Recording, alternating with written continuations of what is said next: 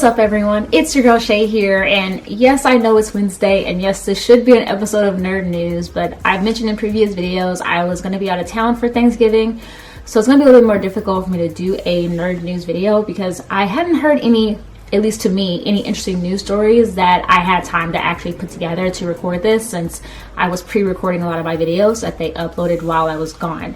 But instead, I decided to do a review on, as you can see by the title, Frozen 2. And this was because my boyfriend and I decided to go watch it before our trip, and I just want to tell you guys what I basically thought about it. So I will say I was very apprehensive about going to go watch Frozen 2 because, as many of you guys know, I watched Frozen 1, but it became a victim to the overhypeness that was Frozen. And that was because I saw the movie during its peak of like popularity at the time, and I wasn't that impressed. And that was because I had such high expectations for this movie that when I watched it, it kind of fell flat for me. So I wasn't that interested in watching Frozen 2, but I will say though, regarding Frozen 1, that I thoroughly enjoyed the soundtrack, and I actually listened to the soundtrack before watching the movie, so I enjoyed the music. The plot was just kind of lacking for me overall, but I digress. So going into Frozen 2, I decided to go watch it because my boyfriend actually loved Frozen 1, and so he was like, maybe if you watch Frozen 2 before the peak in popularity, you might enjoy it a little bit more. And I have to say he was kind of right. I did enjoy Frozen 2. It wasn't a bad movie. I also did enjoy a lot of the songs in it, but let me talk to you about what the basic plot of Frozen 2 is. So Frozen 2 is pretty much, basically kind of leaves off where Frozen 1 kind of ended, which is where they are basically back in Arendelle, and this is Anna, Elsa, Sven, Kristoff, and of course Olaf. And they are basically living in Arendelle at this point in time. Elsa is now queen. Anna is like dating Kristoff, but Kristoff basically wants to get married, and Olaf is Olaf. But you get a little bit more insight into Anna and Elsa's childhood, so it goes into a little bit more about their dad and their mom. And their dad talks about an enchanted forest that he went into as a kid that was pretty much it had a lot of, I don't like to use the term indigenous people, but it had people of nature there. And basically Arendelle and these people basically decide to form an alliance per se, and this was due to a dam that was built. And while he was there as a boy, though, a lot of fighting broke out, and because of that, a lot of the spirits of the nature basically got very upset about it and basically closed off the forest to everyone due to this mist. So Elsa starts hearing a disembodied voice. I feel like Harry Potter trying to say that. But anyway, she has a disembodied voice and is pretty much wanting to go into this enchanted forest because she feels like it is her duty to free the people that live there, or to get rid of this mist. So while she is there, she encounters the people that live there, as well as a group of men that basically served in not the army, but were a guard to her dad when he was a boy. And basically they've been there for like 34 years. And basically it's just about her like trying to learn where her place is and trying to calm the spirits that live there. And also to, of course, save Arendelle, because Arendelle is at the risk of being destroyed due to what is going on. That is the basic plot of this movie. And I will say, it wasn't anything about lovey-dovey. There is like a side plot of Kristoff like trying to propose to Anna, but little things keep happening that keeps interrupting it. Sometimes it's just due to him and him not knowing what to say, and sometimes it's due to other people actually interrupting it, which was a lot of fun. One thing I will say is that there are a lot of songs in this movie. There are more songs in Frozen 2 than there are Frozen 1. I can honestly say that. And the songs, though, are quite entertaining. It's not like they weren't entertaining. They really were. But there's just a lot of them. I felt like every 5 minutes a song was starting up. And like, no joke, this was the case. And of course, you do have Elsa with her like, not want song, but her song where she's like just belting out. Basically, it's another version of Let It Go, but it was a really good song. Also, of course, I feel like Frozen 2 poked a lot of fun at Frozen 1. There was a lot of, not innuendos, but it was a lot of parodies of Elsa singing Let It Go, and she was very embarrassed about it in the film, and I thought that was a lot of fun because everyone knew Let It Go was like the Disney song when Frozen came out, every kid was singing it, it was playing everywhere. So to have them make fun of it and like a parody of it was really, really cool, and I actually really enjoyed it. Olaf, of course, was as funny as always, and to me he was even funnier. And I apologize if you hear buzzing, that is my phone going off. But yeah, Olaf was just funny as always. Kristoff was funny, but also, you know, he was Kristoff. That was what it was. But I will say there were some weird downsides to this movie. One of the downsides, though, I have to say, is the music. And it wasn't the songs, it was how many of the songs there were. Like I said, it felt like there was just too many songs, and that like every 5 minutes they were trying to sing.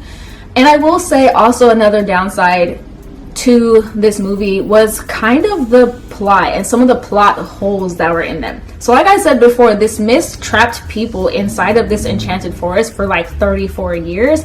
And I'm starting to think, like, did no one at all like think it was weird that the guard never came back, but somehow the Prince of Arendelle came back and was made king? I mean, maybe they just thought that, you know, they all perished or they all died, but then they, like, you know, it was just weird. And I was just like, no one questioned this at all. Like, no one thought that it was weird that they were still missing. Like, that was a weird plot hole for me overall. Like, I was just like, this is weird. And also, I just sometimes felt like Frozen 2 could have came before Frozen 1 just a little bit, just because of how their plots were. Like, that was just me. That was just like me probably just kind of like nitpicking at certain stuff, because I feel like kids just honestly wouldn't care, because Frozen 2 is a kids movie. So they're not going to care at all. So that's just me. I will say, though, I did like the overarching tone or message that this film had. So the overarching message that it had, well, not really message, but the journey the characters went on was what I enjoyed the most. Elsa's was a really cool journey because she was kind of learning, like, where did she fit, because she has these powers. So she obviously felt like she wasn't meant to be queen. So she was like, what is her place?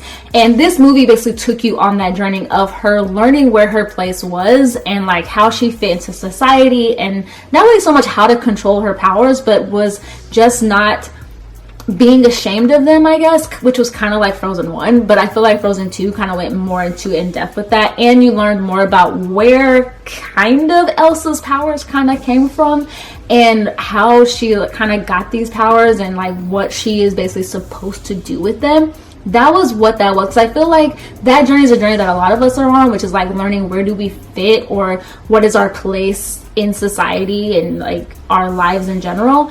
And on this journey was kind of like being very dependent on her sister and always wanting to be with her sister, to basically her learning to stand on her own 2 feet and learning that it's okay for her and her sister not to always be together, and to be able to, like, you know, have that confidence to be on her own. And I enjoyed seeing both of their journeys. That's what I really enjoyed. One thing, though, that I don't know if any of you guys have read is that Frozen 2 kind of disproved a lot of the fan theories that went on with Frozen 1. So there are a lot of fan theories that Ariel, when in Little Mermaid, the ship that she comes across is the ship of Anna and Elsa's parents. And watching Frozen 2 kind of disproves that. It also disproves the theory that Tarzan is Anna and Elsa's brother. And this was because of, you know, certain aspects in the film that makes you realize neither one of those things are at all possible. Another thing that I also enjoyed too was the whole thing surrounding water and water having a memory, because that deeply played into this entire movie with Elsa's power. So you would obviously have to watch the movie to figure out what that kind of means, but I do, you know, suggest checking it out.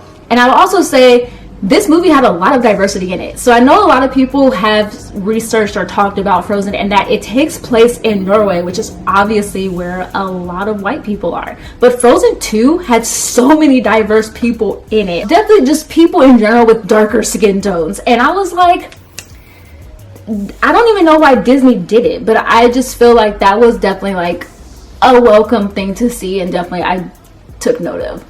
But overall, if I have to say, if you've watched Frozen 1, I feel like you will enjoy Frozen 2. And I am saying this as someone that didn't enjoy Frozen 1 as much, but I actually really did kind of enjoy Frozen 2. It had me laughing. It didn't make me cry, but it did have me laughing a lot, and I just enjoyed a lot of the parody involved in this film, and the songs were amazing, and the overarching journey of the characters was a great sight to see. So definitely check it out if you haven't already. I know you guys know it is already in theaters, so definitely go see it. And you don't have to go see it with a child. I mean, my boyfriend and I went by ourselves, and neither one of us has kids. And also, there were a lot of adults in there too that didn't have kids, just watching Frozen. Although I will say there were like 2 adults that were asleep while watching the movie, which was fun to see. But overall, that's my video. Let me know what you guys think. Comment down below your thoughts on Frozen 2. Have you seen it? Are you interested in seeing it? What did you think about it? And also, I tried my best not to have as many spoilers in here, but I think I might have failed a little bit, so I might put a little bit of a warning that this might have some spoilers. But yeah, that's my video. Of course, I will leave links down below to all my social media accounts, Instagram, Twitter, and blog as well. And of course, like always, give this video a thumbs up, and please subscribe if you haven't already.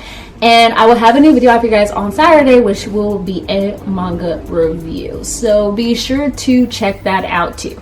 Like I always tell you guys, stay positive and be nerdy. All right, you guys.